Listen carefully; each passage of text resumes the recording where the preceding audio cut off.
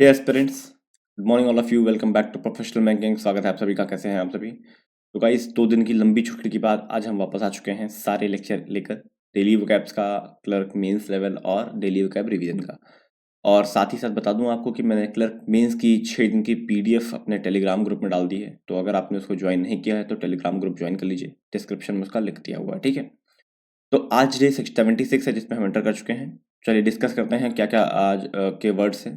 तो अगर आप चैनल पर नए हो तो चैनल को सब्सक्राइब कर लो, बेल आइकन को प्रेस कर दो, वीडियो अपने दोस्तों के साथ शेयर करना बिल्कुल भी मत भूलना। चलिए स्टार्ट करते हैं वीडियो को, देखते हैं क्या है वीडियो में। तो अगर हम बात करें, जो आज हमारे पास पहला वर्ड है वो है वेगरीज। वेगरीज एक नाउन होता है। इसका क्या मतलब होता है? इसका मतलब होता है unexpected changes in a situation और a person behaviour that can not be controlled और प्रेडिक्टेड। मतलब किसी सिचुएशन में या किसी पर्सन या इंसान के बिहेवियर में लगातार बदलाव हो रहा है जिसे आप प्रिडिक्ट नहीं कर पा रहे हो, जिसे आप समझ नहीं पा रहे हो कि ये कैसे हो रहा है। मतलब कैसे, अब अगला क्या है, इसके बाद क्या होगा, इसके बाद क्या होगा, इसे आपको समझ में नहीं आ रहा है। बहुत ज़्यादा अस्थिर है वो चीज़, ठीक है। तो वो होती है वेगरीज। एक शब्द में कहें तो परिवर्तनशील आप इसको कह सकते हो, ठीक है। बात करें इसके सिनोनिम्स की तो इरेगुलरिटी और पिक्यूलियरिटी होगा, ठीक है, इसका सिनोनिम। एंटोनिम की बात करें अगर तो स्टीडीनेस मतलब स्थिर है और स्टेबिलिटी है उस चीज में, ठीक है। बात करें सेंटेंस में से कैसे यूज किया गया है, the vagaries of the real estate market will determine whether the property you just bought is a gold mine और अ डिजास्टर। मतलब कह रहा है कि जो रियल एस्टेट मार्केट में परिवर्तन चीजें हैं, परिवर्तनशीलता जो उसमें है रियल एस्टेट मार्केट में, अब ये डिसाइड करेगी कि आपने जो प्रॉपर्टी खरीदी है वो एक गोल्ड माइन है या फिर एक डिजास्टर है, ठीक है। ये बोला है इसमें, ठीक। चलिए आगे देखते हैं। अगला जो वर्ड है वो है एविडेंट। एविडेंट एडजेक्टिव होता है। इसका क्या मतलब होता है? इसका मतलब होता है क्लियर टू द आई और माइंड, ऑब्वियस। मतलब आंख या दिमाग, आंखों से या दिमाग से एकदम देखा जा सकता हो, कोई चीज स्पष्ट रूप से दिखाई दे रही हो या स्पष्ट रूप से दिमाग से दिखाई नहीं दे रही, दिमाग से समझ आता है, कोई चीज स्पष्ट रूप से समझ में आ रही है, वो होती है एविडेंट, ठीक है। एक शब्द में कहें तो स्पष्ट आप इसको कह सकते हो, ठीक है। सिनोनिम की बात करें इसके तो अपेरेंट है और नोटिसिएबल है, ठीक है। बात करें एंटोनिम की इसके तो अननोटिसेबल और हिडन है, ठीक, छुपी हुई है। बात करें सेंटेंस में से कैसे यूज किया गया है तो the problems have been evident for quite some time. मतलब जो परेशानियां हैं वो कुछ समय से लगातार दिख रही हैं, स्पष्ट रूप से दिखाई पड़ रही हैं, ठीक है। ऐसा बोला गया है इस सेंटेंस में। चलिए आगे देखें। अगला जो वर्ड है वो है लैग। लैग वर्ब और नाउन दोनों की तरह ही यूज किया जाता है। जब वर्ब कैसे होता है तो क्या होता है, और जब नाउन होता है तो क्या होता है, दोनों बताऊंगा इसमें, ठीक है। तो जब ये वर्ब होता है तो होता है टू मूव और डेवलप मोर स्लोली। मतलब किसी चीज में ग्रोथ हो रही है और लेकिन धीरे धीरे हो रही है, ठीक है। दो स्लोली स्लोली हो रही है तो उसको बोलते हैं वर्ब, ठीक है। लेकिन दो समय, दो चीजों के बीच का जो समय होता है ना, दो इवेंट्स के बीच का जो समय होता है उसे कहते हैं नाउन। वो नाउन नाउन की तरह यूज होता है, तब उसको बोलते हैं लैग, ठीक है। दोनों के एग्जांपल लेकर आया, मैं आपको दिखाऊंगा दोनों के एग्जांपल, ठीक। एक शब्द में अगर हम कहना चाहें तो पिछड़ जाना मतलब पीछे हो जाना, मतलब स्लोली स्लोली धीरे धीरे काम होना, मतलब धीरे धीरे काम होगा तो पीछे हो जाओगे। और विलंब मतलब देरी, मतलब दो दो इवेंट के बीच की जो देरी होती है वो उसे कहते हैं, ठीक है। और सिनोनिम की बात करें तो ड्वेडल करना और डिले कर जाना। एंटोनिम की बात करें तो कीप अप मतलब चलते रहना, और हरी में रहना, जल्दी जल्दी में रहना, ठीक है। अब देखो यहाँ पे वर्ब की तरह जब यूज हुआ तो क्या सेंटेंस बना है, और नाउन की तरह क्या सेंटेंस बना है। देखो, the tired children began to lag behind. जो थके हुए बच्चे थे वो पीछे छूटने लग गए, पिछड़ने लग गए। तो ये वर्ब की तरह यूज हुआ, पिछड़ गया किसी से ना। और there will be a time lag of half an hour between the event. मतलब दो इवेंट हो रहे हैं और दोनों इवेंट के बीच का जो टाइम आधे घंटे का डिले है उसे हम कह रहे हैं लैग, ठीक है। तो वो नाउन की तरह यूज हो गया वहां पे, ठीक। चलिए आगे देखते हैं। अगला जो वर्ड है हमारे पास वो है अनएनविएबल। अनएनविएबल एडजेक्टिव होता है, ठीक है। इसका क्या मतलब होता है? इसका मतलब होता है डिफिकल्ट, अनडिजायरेबल और अनप्लीजेंट। कोई चीज बहुत टफ है, अनडिजायरेबल यानी पसंद नहीं है, इच्छा नहीं है मेरी उस चीज को लेने की, या अनप्लीजेंट है, बेकार है वो देखने में, ठीक है। तो अनएनविएबल का मतलब होता है खराब चीज, कठिन चीज, ठीक है, वो होती है अनएनविएबल, ठीक है। बात करें एक शब्द में से तो अप्रिय या कठिन आप इसको कह सकते हो। सिनोनिम की बात करें तो डिसएग्रीएबल और हॉरिएबल हो जाएगा। एंटोनिम की बात करें तो एनविएबल और डिजायरेबल हो जाएगा, ठीक है।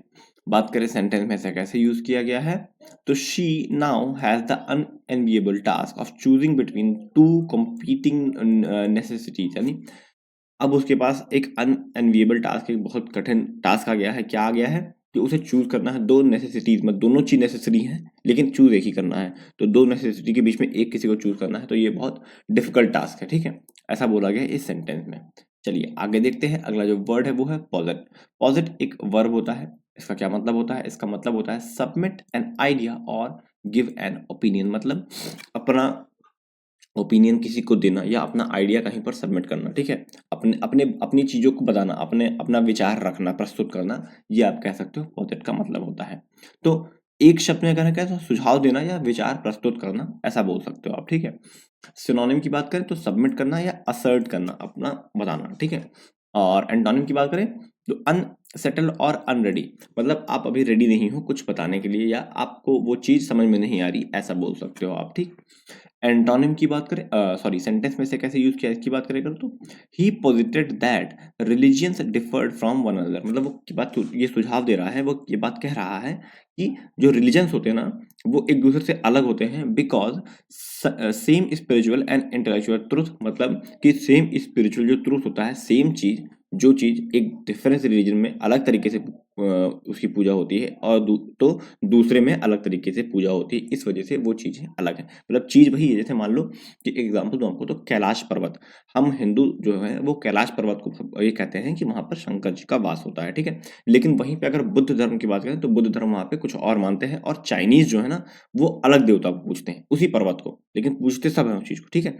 तो ये होता है जो रिलीजन होता है वो डिफरेंट होता है एक दूसरे से, ठीक, ऐसा बोला गया है। चलिए आगे देखते हैं। अगला जो वर्ड है वो है इंटेंट। इंटेंट एडजेक्टिव होता है। इसका क्या मतलब होता है? इसका मतलब होता है डिटरमाइन टू डू समथिंग, मतलब आप कितने ज्यादा वो आप कह सकते हो कितने ज्यादा आप डिटरमाइंड हो, कितने ज्यादा आप लगन से किसी काम को कर रहे हो, कितना ज्यादा जुनून है उस काम को करने के लिए आप आपके अंदर, वो होता है इंटेंट आपका, ठीक है। एक शब्द में कहें तो दृढ़ता या संकल्प आप उसको बोल सकते हो।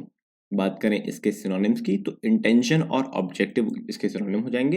एंटोनिम की बात करें तो रिलक्टेंट और अनविलिंग, मतलब आपका मन नहीं है, आपका मन नहीं लग रहा या आपका मन है नहीं चीज करने का, ये होता है एंटोनिम इसका, ठीक है। सेंटेंस में से कैसे यूज किया गया है तो he is always been intent on making a lot of money, तो उसका हमेशा से ये संकल्प रहा है कि वो मनी पैसे बनाए, किसी भी तरह करके पैसे को बनाए, उसका जुनून बहुत ज्यादा रहा है पैसे को बनाने को लेकर, ठीक है। ऐसा बोला गया इस सेंटेंस में। चलिए आगे देखते हैं। अगला जो वर्ड है वो है इम्पेरेटिव। इम्पेरेटिव एडजेक्टिव होता है। इसका क्या मतलब होता है? इसका मतलब होता है वेरी इंपॉर्टेंट और अर्जेंट, कोई चीज बहुत ज्यादा इंपॉर्टेंट है और अर्जेंट है, जरूरी है, ठीक है, वो होता है इम्पेरेटिव, ठीक है। सिनोनिम की अभी एक शब्द लास्ट में आ जाएगा। सिनोनिम की बात करें तो क्रूशियल और क्रिटिकल हो जाएगा। एंटोनिम की बात करें तो अनइम्पॉर्टेंट और ऑप्शनल हो जाएगा। बात करें सेंटेंस में से कैसे यूज किया गया है तो it is imperative to study at least 8 hour in a day. तो अब ये बहुत महत्वपूर्ण हो चुका है कि आपको 8 घंटे लगातार पढ़ना है, क्योंकि आज से आप 8 घंटे पढ़ना शुरू करोगे तो तब जाके 6 महीने बाद आपको सिलेक्शन देखने को मिलेगा या रिजल्ट देखने को मिलेगा इसका, ठीक है। तो इसका एक शब्द अगर हम बोले तो उसको महत्वपूर्ण आप कह सकते हो। इम्पेरेटिव का मतलब महत्वपूर्ण होता है, इंपॉर्टेंट होता है, ठीक है। चलिए नेक्स्ट देखते हैं अंडर स्कोर। अंडर स्कोर एक वर्ब होती है। इसका क्या मतलब होता है? इसका मतलब होता है टू एम्फसाइज और show that something is important और ट्रू। अंडर स्कोर बहुत बार मैं करा चुका हूँ। अंडर स्कोर का मतलब होता है किसी चीज को हाईलाइट करना, एम्फसाइज करना, दिखाना कि ये कितनी इंपॉर्टेंट है या कितना महत्वपूर्ण चीज है ये, ठीक है। जोर देना, अपनी बातों को जोर देकर कहीं प्रस्तुत करना, वो होता है अंडर स्कोर करना। तो एक शब्द में कहें तो जोर देना आप इसे कह सकते हो, ठीक है।